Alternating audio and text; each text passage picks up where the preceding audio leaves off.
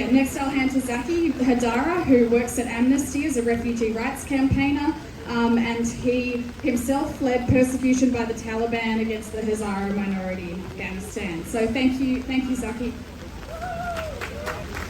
I would like to acknowledge the Gadigal of the Eora Nation, the traditional custodians of this land, and pay my respects to the elders both past and present. It's a historic day for me to stand in front of a crowd on a Palm Sunday, because I was forced to flee my country, and my country, Afghanistan, is still in war. Thousands and thousands of people are forced to flee Afghanistan day by day as we speak here. And I was one of them almost 10 years ago. But when I arrived in Australia by sea, I was not allowed to speak publicly to what I'm doing here today.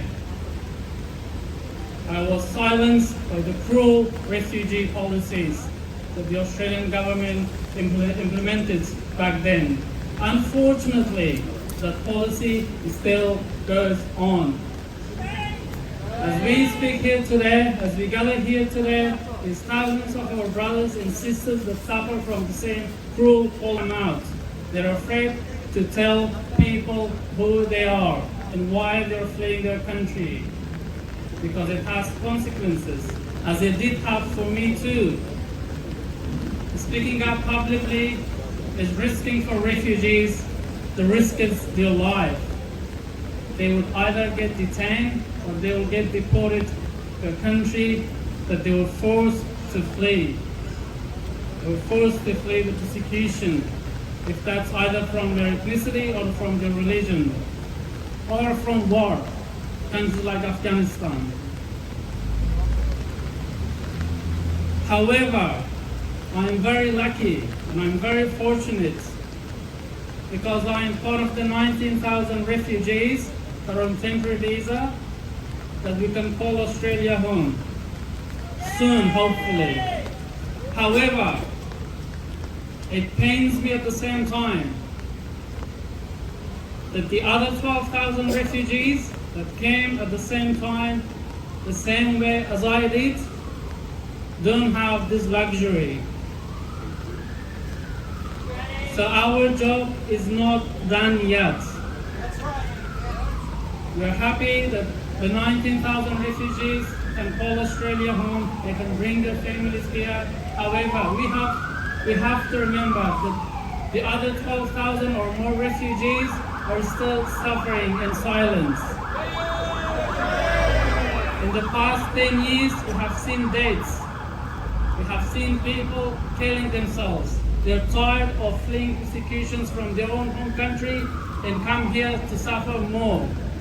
This cruel policy is designed to suffer refugees, and it should stop. That's right.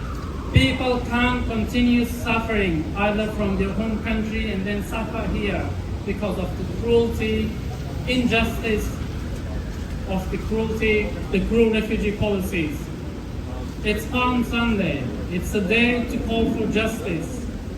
And it's time for Australia to bring justice to thousands of refugees that have been suffered either in the community, who could be our friends or our neighbor, or still suffering in Nauru or PNG or in detention center as we speak here.